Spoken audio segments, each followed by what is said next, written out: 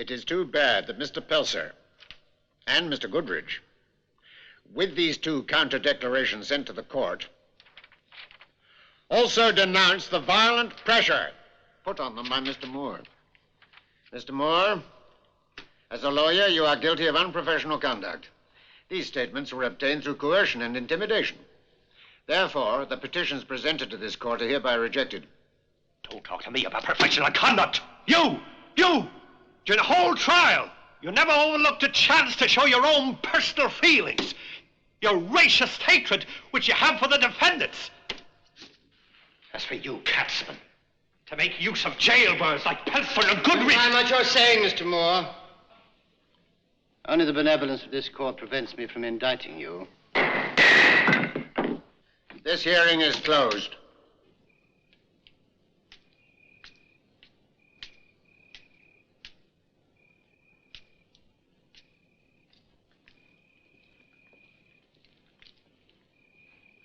Signor Felicani told me that you go away. I'm sorry. I want to thank you for all you did, though you must forgive us for all the bad moments, because you're molto bravo, and honest always. For this we say grazie. Thompson will handle it better than I have. He has style. If I were to begin again, I'd do the same as before.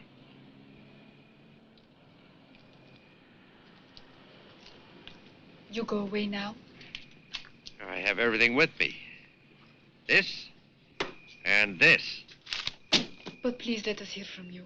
Goodbye, Mr. Moore. I'm sorry. Goodbye, and good luck. Buon viaggio, Mr. Moore. I'm sorry about everything.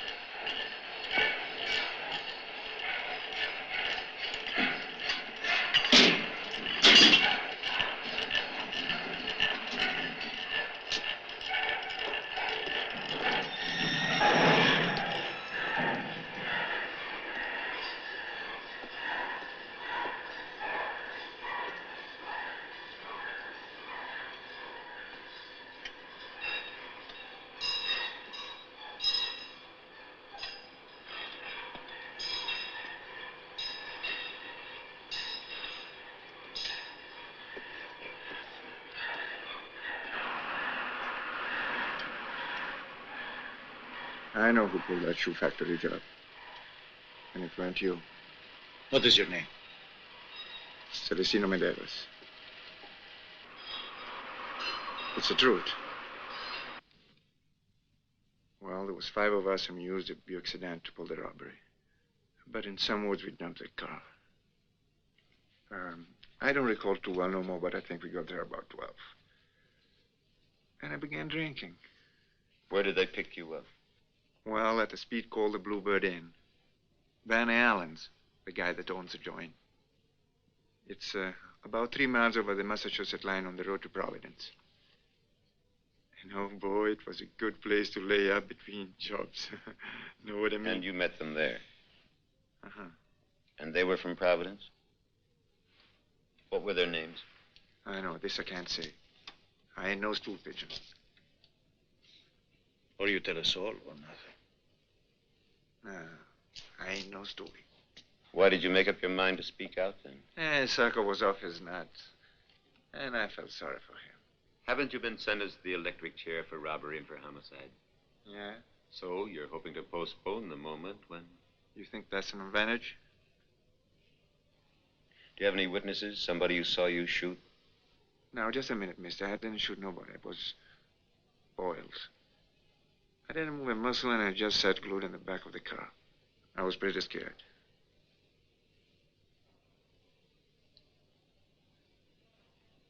But the other guy screwed me. They ran off with my cut and left me in the woods. At the same time, they swapped the cars.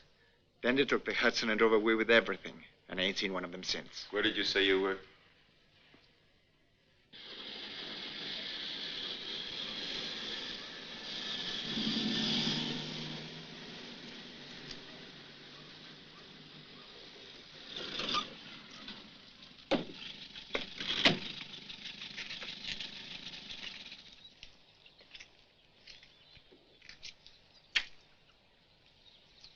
Does Barney live here?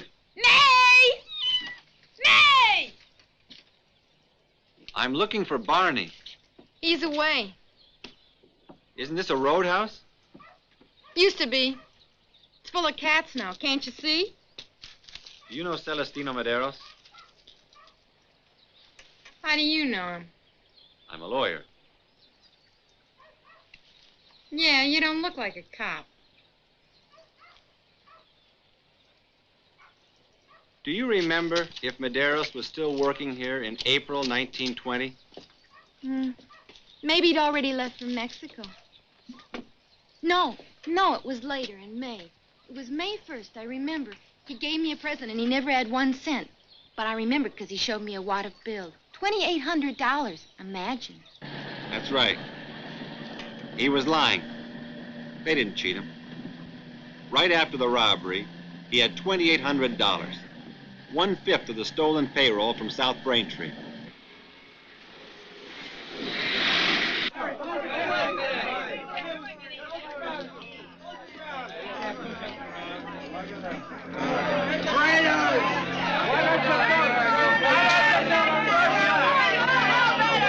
Damn wobblies!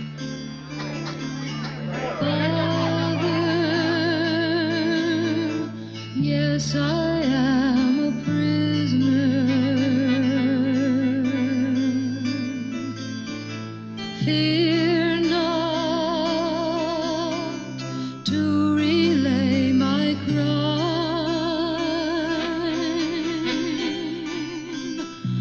The crime is loving the forsaken. Only silence is shame.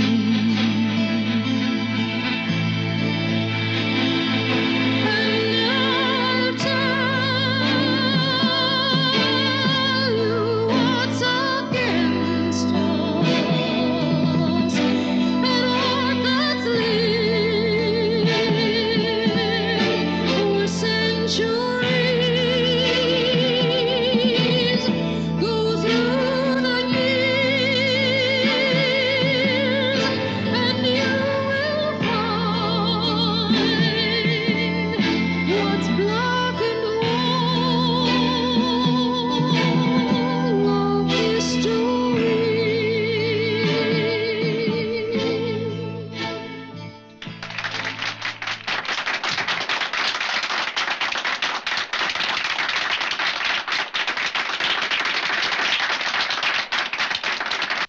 Yes. Here in Providence, there was a gang who were robbing freight trains. They were Americans of Italian origin. They were known as the Morel Gang, or the Morelli Gang. They were arrested on October 18th, 1919. So, on April 15th, 1920, they were in jail. Well, let's see now.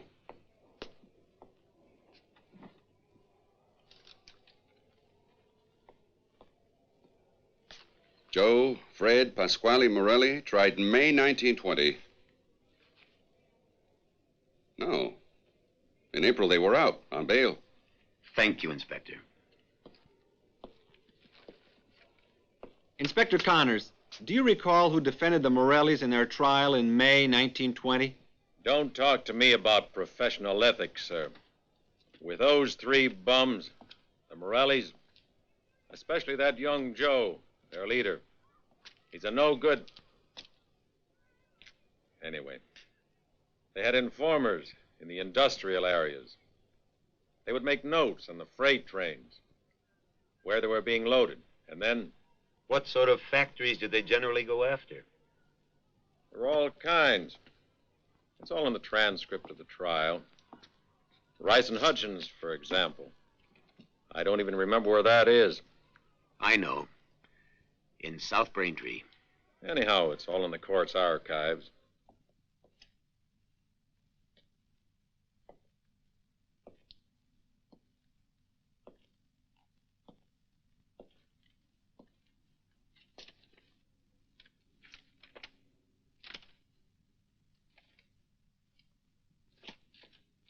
Mr. Thompson, their file's gone. Nothing. Not a hint. Not a word that might be suspect. Not even when he was delirious. Just the same thing again and again. We are innocent. There were no messages from outside either, except the letters that you passed on, sir. You want me to go back to his cell again, Warden? No, that's all, thank you. I could write that you must get well for your wife and for your children. But I tell you that you must get well for our comrades. And when I say comrades, I mean our innocence, the truth, our ideals. I say we must crush the others. We must be free. Doctor, no drug today. Please do me the favor. I want to try it alone. You're better already. If you started thinking like this.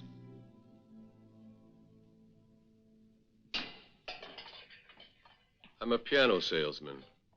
What make a piano do you sell, Morelli? Listen, pal, if you come here just to make fun of me, save your breath and scram. Have you ever heard of South Braintree? No. Did you ever know a Puerto Rican named Medeiros, Celestino Medeiros? Mister, I've never seen a Puerto Rican in my life. And Benkowski, Steve the Polak. No Polacks. What about this man, Jip the Blood? I never glimpsed him. What? He means he never heard of him. And you don't know Mancini either? He got a first name? There are a lot of Mancinis. There are a lot of Morellis around, too. But this Mancini was a member of your gang, remember? Did you ever hear the names Nicola Sacco and Bartolomeo Vanzetti? Sacco? Yep. I heard he was on trial. Wasn't he busted for robbery? Yes, they were. And you know where? Nicola Sacco. Sacco. But if you know this Mancini, why don't you have a talk with him? These men are Sacco and Vanzetti. Have you ever seen them? Closer.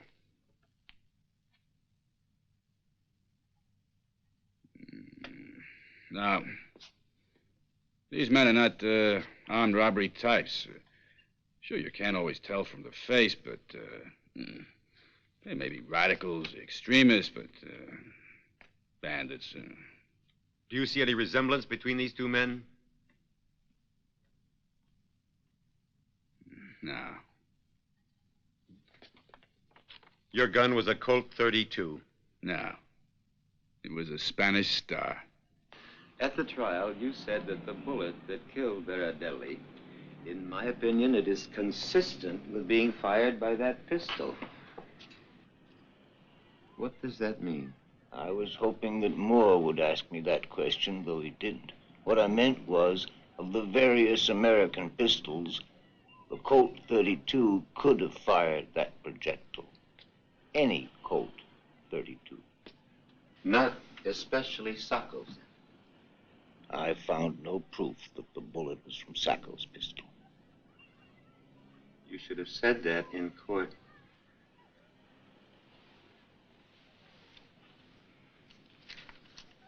American pistols, you said? Yes.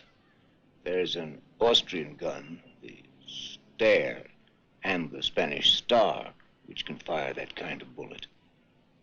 Spanish Star. Here's the Mancini report on the firearm.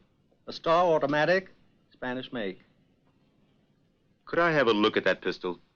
For an old friend, I'd be happy to. Anytime.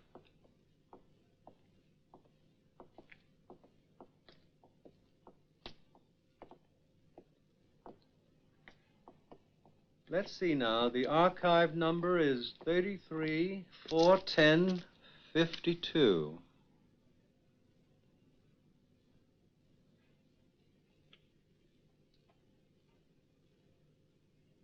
That's Nicola Sacco.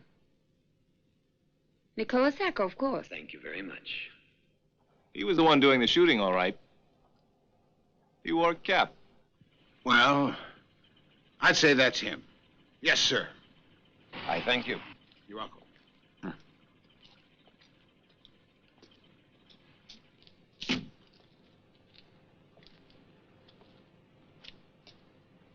Yes, that's one of them. That's the one who was driving. Our task is made the more painful by the death of Captain Proctor. My opinion here is and must be based upon his testimony during the trial. Your Honor, why don't you order a new test? Inasmuch as the other evidence has proved overwhelmingly the guilt of Niccolo Sacco, I consider a new test superfluous. As to the request for a new trial, based on the so-called testimony of the Puerto Rican, Celestino Medeiros, now under sentence of death, it is our duty to conclude that such testimony is baseless, untrustworthy, and false. To annul the trial's verdict on the basis of elements like this would be to mock truth and justice. It is you who is mocking truth and justice. You daren't mention the disappearance of the Morelli file from the court's archives.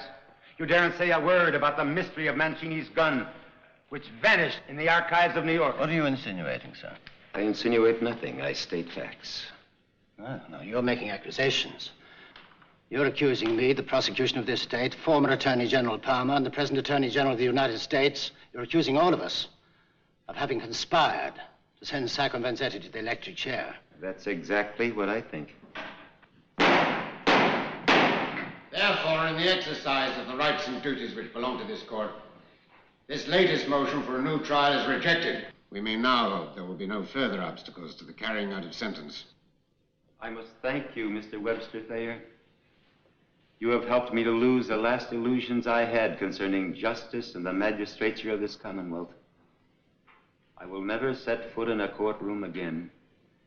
I intend to leave a profession which forces me to come into contact with persons like you, for whom one can feel only the most profound contempt.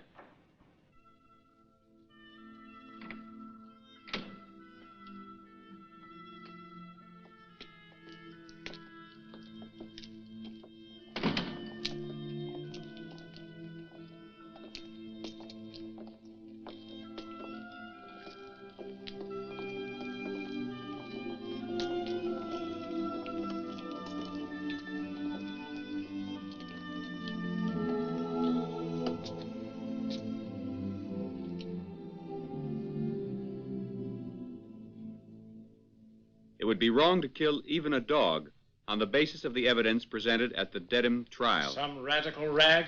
No, sir. It's a Springfield Republican. Oh. Just tell me the most important things. What's that? A petition to you to intervene, sir. It's signed by 474,842 people. I've made a list of the other petitions.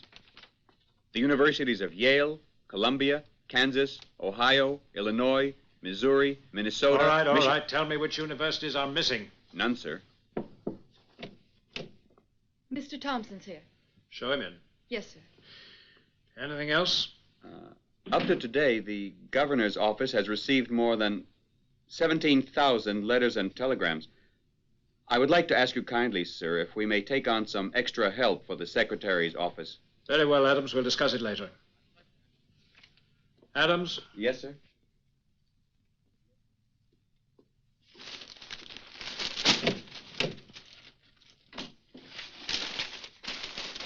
Excuse me. Good morning, Mr. Thompson. Good morning, Governor. I have come here to beg you to open a new trial.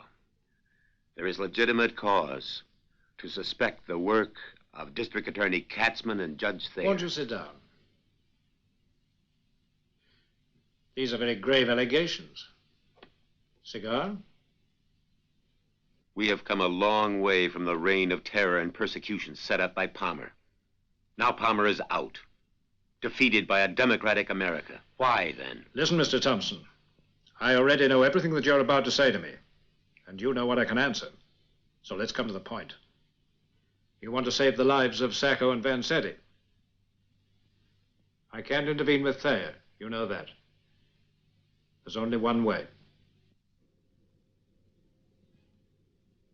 Bartolomeo Vanzetti, have you anything to say as to why sentence of death should not be passed upon you?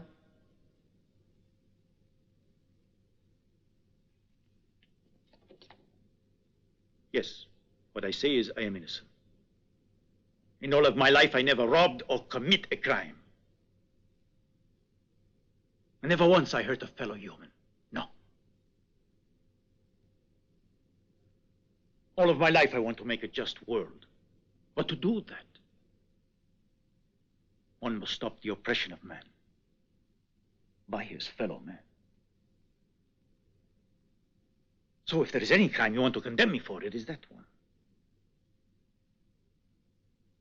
One phrase you say, Katzman, that is kept coming back. You, Vanzetti, have come to America, the land of milk and honey, for gain.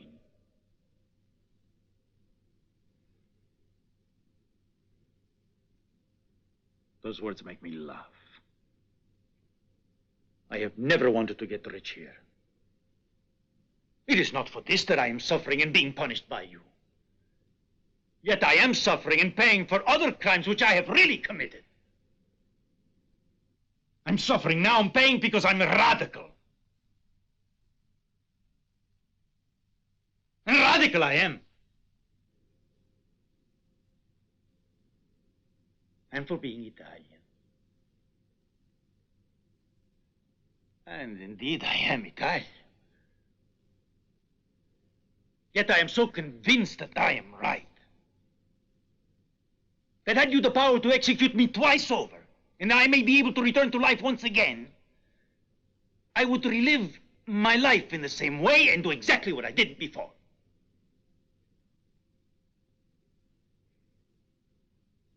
Nicola Sacco.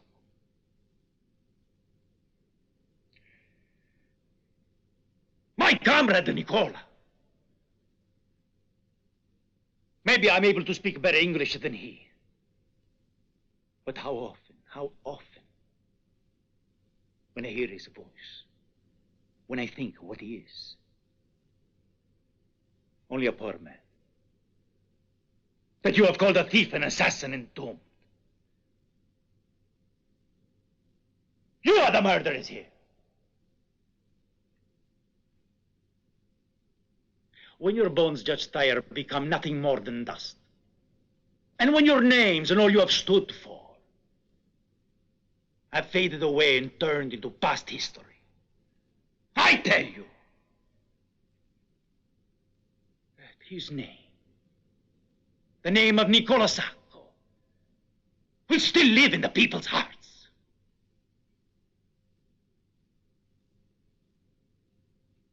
We must be grateful.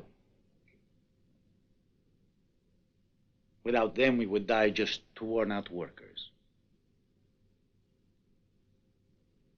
One good shoemaker, a fresh fish vendor. How much in all of our lives might we have hoped to gain for a new world, for the cause of tolerance, and for the justice, and for the better understanding among men? You here have given a real meaning to our lives. I have finished. Thank you. Nicola Sacco, have you anything to say as to why sentence of death should not be passed upon you?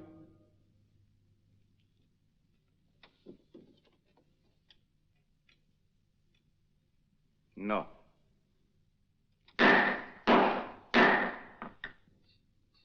On this day, April 9th, in the year of our Lord, 1927, it is considered and ordered by the court that you, Nicola Sacco, and you, Bartolomeo Vanzetti, suffer the punishment of death by the passage of a current of electricity through your bodies. This is the sentence of the law.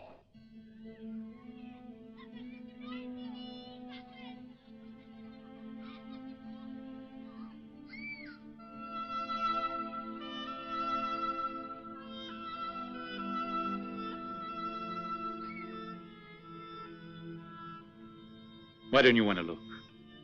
La bello, Nick, la belle. Now go on.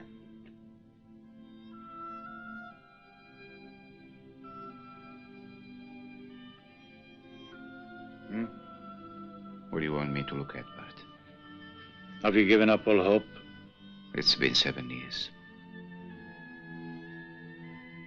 I want to finish it.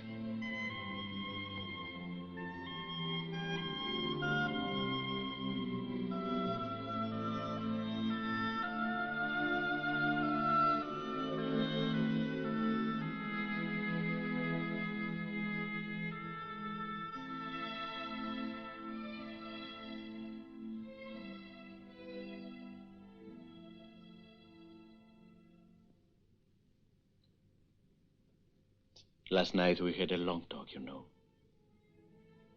Have you read the petition Mr. Thompson wrote to Governor Fuller? Yes, I read it. How did it seem? It was good. I made only a few changes to it, and it was good.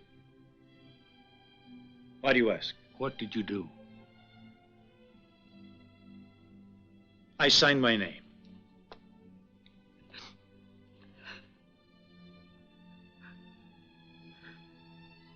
Virginia. Have you lost faith? Why didn't Nicola sign the petition? But you know the kind of man he is. He's waiting to die. And he won't act. I had a hope. One of my comrades in the Committee of Defense could change his mind. Virginia. Oh, Virginia.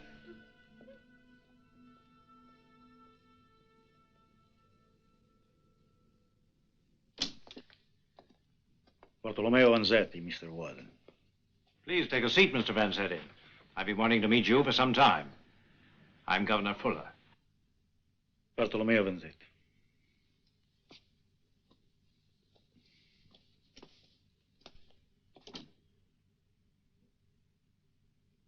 Please, I go back to my cell, Mr. Warden. Please. Take a seat.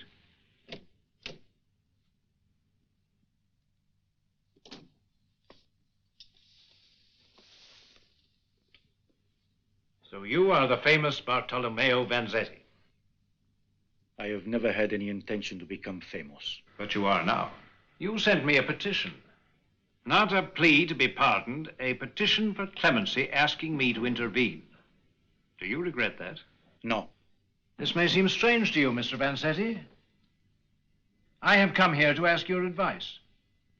What would you do in my place? But you are in charge. Let's see now, Mr. Vanzetti. You are a radical. I am a conservative. In fact, I am the governor of one of the most conservative of the United States. What leads you to believe that I can show clemency towards you? I comprehend what you want me to say.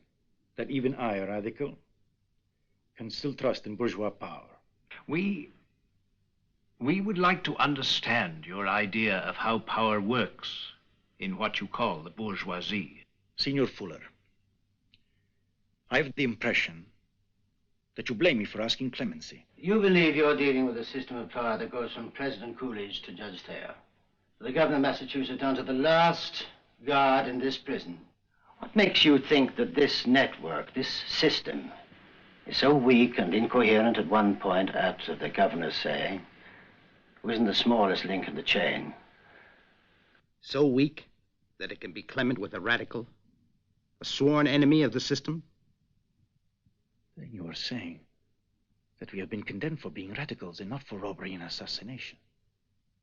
Let's assume that you aren't a socialist, radical, or anything of the kind. You are accused of murder and robbery. Do you think there would be such an outcry then from all over the world? Surely not, Mr. Vanzetti. You're not petitioning the authorities as an ordinary, innocent citizen. But as a radical. With a movement created around you. Do you think an act of clemency would change that movement's opinions of power? Or would it merely be considered weakness? What I had wished to speak of is justice, Senor Fuller. But isn't justice part of the power system? Would you, in this situation as a man in power, grant a pardon? I only ask you for an act of justice. But you both come here to explain to me again that your system is based on force and violence. You, Vanzetti, a radical. Speak to us of violence. Why, after 7 years, must I hear all that? You said it at my trial. And I say that your society, which we are forced to live in, and which we want to do away with, was always constructed on violence.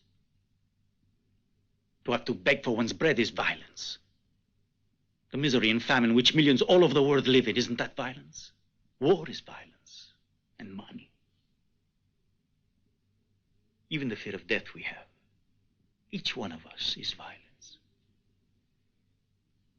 It is for this I speak of violence. And you, Signor Fuller, why don't you tell me plain and simple? Bartolomeo Vanzetti, your petition for clemency is denied. I must remind you, Governor, that you have to be at the State House in 15 minutes to greet Charles Lindbergh. I'm coming. I still haven't reached a decision. I wanted to talk to you first, before making up my mind.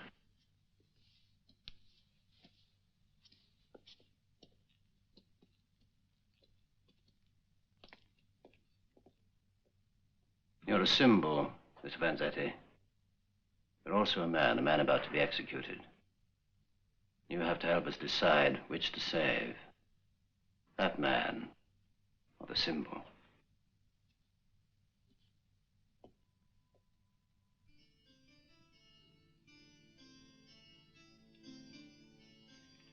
Nicola.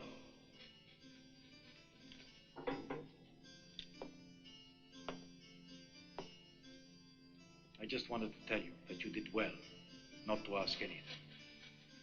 They're nothing but killers.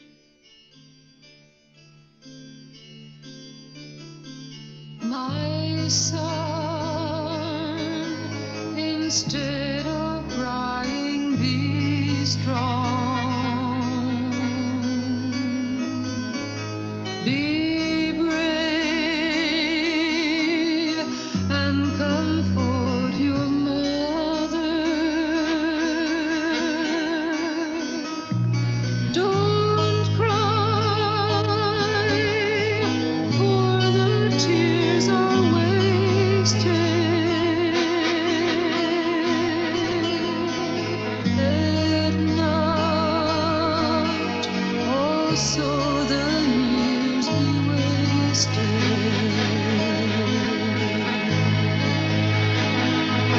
Forgive me, son,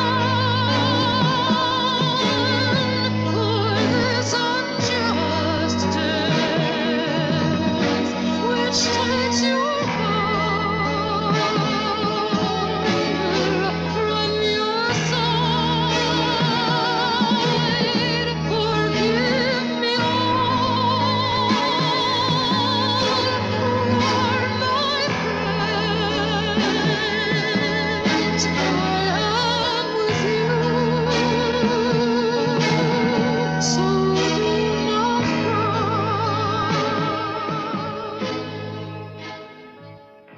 My dear son, I have dreamed of you day and night.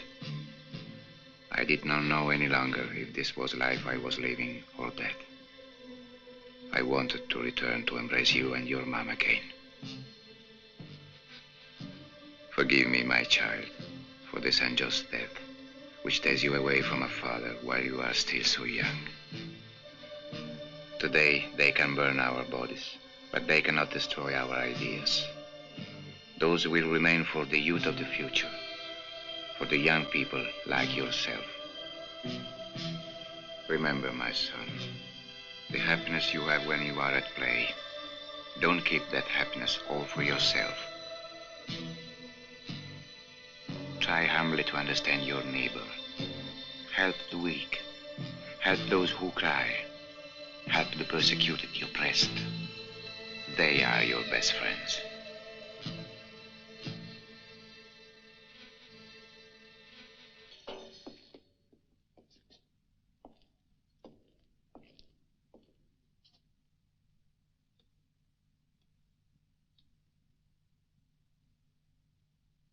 Remember, my son, the happiness you have when you are at play. Don't keep that happiness all for yourself.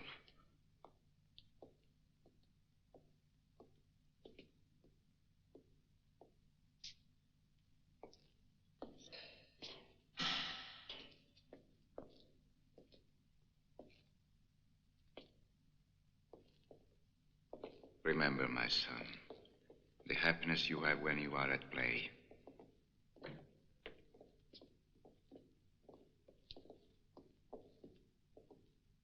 They can burn our bodies, but they cannot destroy our ideas. For the young people like yourself.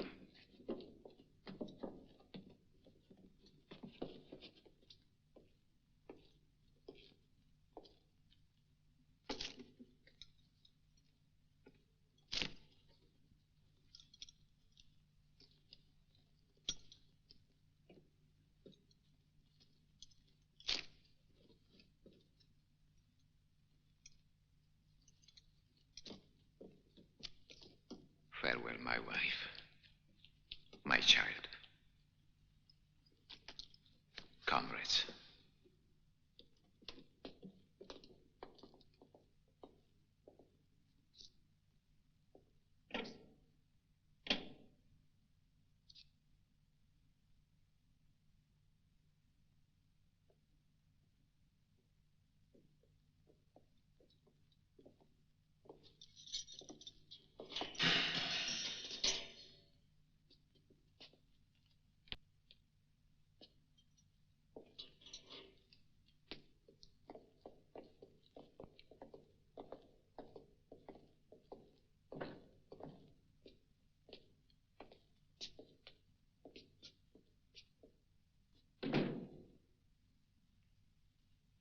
I am innocent.